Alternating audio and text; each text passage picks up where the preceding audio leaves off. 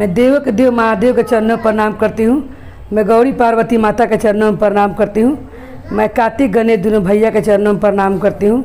मैं सभी देवी दुर्गा के चरणों में प्रणाम करती हूँ।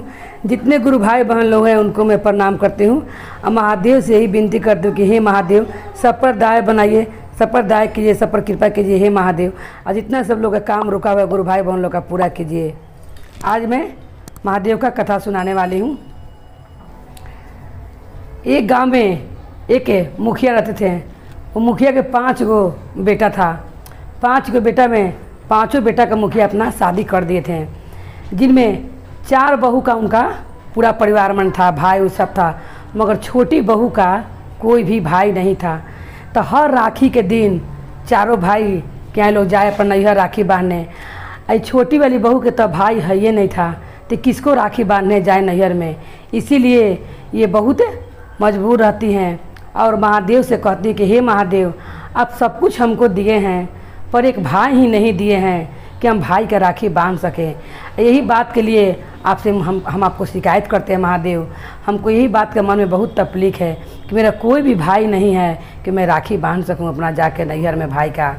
जब इतना कहती है तो महादेव कहते हैं कि एक शिष्या भाई के लिए तरस रही है, वो और कुछ नहीं मांग रही है।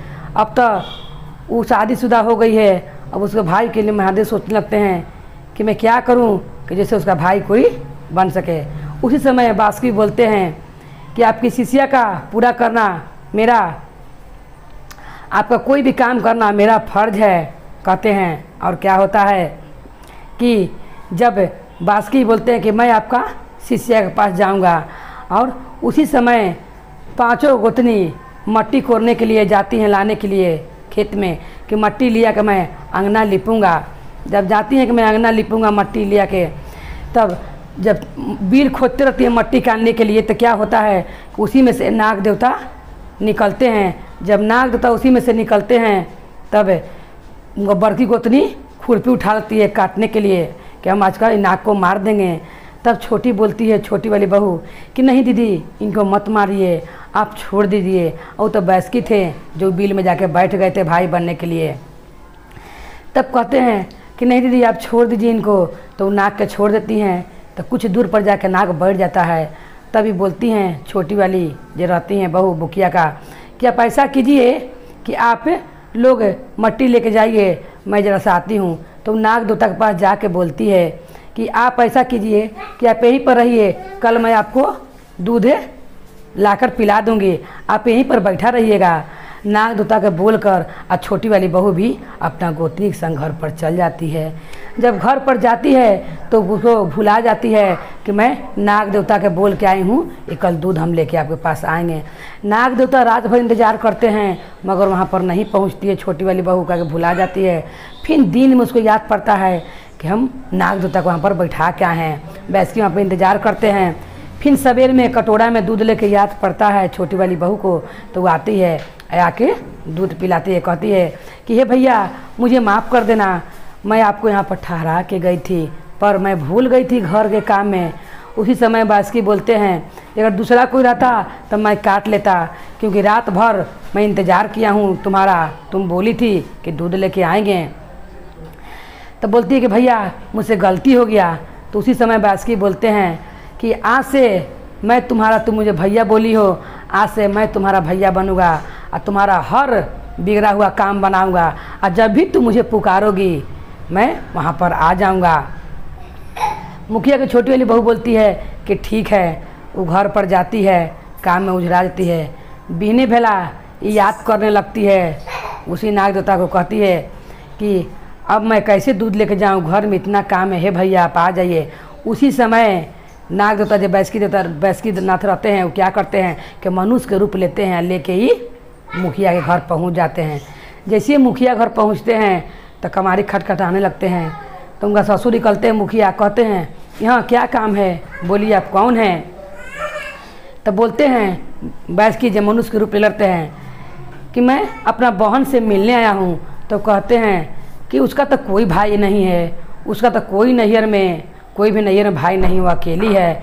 तो कहती है कि नहीं मैं चचेरा भाई हूँ, बचपन में ही पढ़ने चला गया था, मैं विवाह में नहीं था। बैसकी बोलते हैं कि मैं विवाह में नहीं था, मैं बचपन में ही पढ़ने चला गया था, मैं अपना बहन को अपना घर ले जाने के लिए आया हूँ। तब ये कहते हैं अपना बहू से कि बहू तुम्हारा चचेरा भाई आया हुआ है। तब समझ जाती हैं इनकी छोटी वाली बहू कि हाँ लगते हैं कि वो नाग देवता ही मेरे पास मुझे भेंट करने के लिए आए हैं। उसी समय बैसकी मनुष्य के रूप ले लेते हैं। वो सुमन नाम रहता है उनका बहू का, सुमन को लेकर वो अपना चल जाते हैं। जब जाते हैं तो कहते हैं कि देखो बहन, जहाँ पर ऊंच खाल पड़ेगा मैं नाग के रूप में आ जाऊँगा, तुम मेरा पोछी पकड़ कर और मेरे साथ तुम चल चना, डराना नहीं। तो बोलती है कि सुमन के ठीक है भैया। वो अपना साथ अपना घर ले जाते हैं। तो उनका नाग देवता के जो माता पिता रहते हैं बैसकी का, वो बहुत ही प्रसन्न होते हैं और कहते हैं कि आज मैं बहन लेकर आया हूँ, आज से बहन 1 महीना अपना नैहर में रहेगी। 1 महीना दिन रहती है नाग बैसकी के लगे, और जब रहती हैं वो तो बहुत सा धन दे के वो विदा करते हैं, फिर मनुष्य के रूप लेकर पहुँचाने आते हैं। जब धन देखती है उनकी बड़ी वाली गोतनी तो कहती है कि बाप रे बाप, तो बहुत धनवान घर की बेटी है। वे नहीं जानती है कि अपन नैहर नहीं, ये दूसरा भाई जो बनाए थे उनका नैहर गई थी अपने मायके। कहती तो बड़ा धनवान है, इसका भाई तो बहुत सारा धन दे के भेजा है। तो बोलती हैं उनकी बड़ी वाली गोतनी कि जब इतना धन दिया है तुम्हारा भाई, तो वो सोना का झाड़ू दे देता तो कितना अच्छा रहता। उसी समय बैसकी सुनते रहते हैं, बस क्या करते हैं कि उसी समय सोना के झाड़ू देते हैं तो घर बहारने लगती है। उसके बाद क्या करते हैं कि एक ठो हीरा मोती से सजल हार देते हैं बैसकी अपना बहन को, और कहते हैं कि 24 घंटा इसको अपना गला में डालने रहना, और जब भी तुमको हमारे को याद करोगी सुमन, हम तुम्हारे पास आएंगे। तो कहते सुमन के ठीक है भैया आप जाइए। इसका हार का प्रचार पूरा गांव में देश में फैलने लगता है। तो राजा लगे बात जाता है कि हार बहुत कीमती पहन ले है मुखिया के पतो छोटी वाली। तो राजा की रानी बोलती है कि वो हार हमको भी चाहिए, कितना भी धन दे दीजिए मगर वो हार हम भी पहनेंगे, क्योंकि उसमें हीरा मोती का जड़ी लगा हुआ है। राजा उसी समय सैनिक को भेजता है और उसका हार ज़बरदस्ती मंगवा लेता है मुखिया का बहू का। जब मंगवा लेता है तो बहुत दुखी हो जाती है सुमन और रोने लगती है। उसी समय बैसकी तुरंत पहुंचते हैं और कहते हैं बहन तुम चिंता मत करो, तुम्हारा हार कभी भी रानी नहीं पहन पाएगी, तुम्हारा हार तुम्हारा पास रहेगा, बोलते हैं बैसकी नाथ रहते हैं। उसी समय जैसी रानी हार गला में डालती है वो हार सांप बन जाता है। रानी चिल्लाने लगती है कि मेरा गला में सांप हो गया, सांप हो गया। तब राजा मुखिया के पास भेजता है, उसकी बहू को बंदी बना के बुलाता है, कहता है कि तुम कौन सा इसमें जादू कर दी हो कि तुम पहन लेती तो हीरा मोती था और जैसी रानी पहनी तो सांप बन गया। तो बोलती है, कहानी बताती है कि ये ऐसा ही हार है, कहता पहन के दिखाओ हमको। तो जैसे सांप पहनती है गला में तो हार बन जाता है, क्योंकि तो बैसकी नाथ के दिया रहता है नागदेवता का, हार बन जाता है।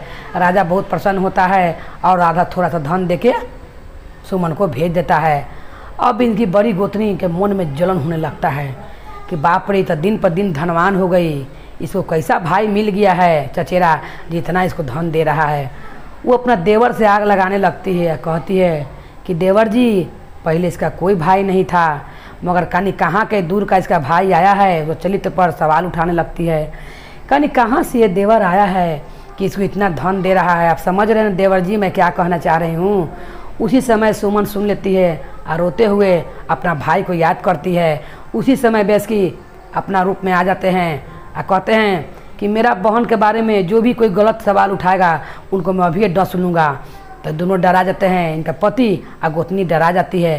तो कहती है सुमन कि भैया आप अपना असली रूप में आ जाइए, मेरा चरित्र पर सवाल उठ रहा है। उसी समय मनुष्य बन जाते हैं बैसकी।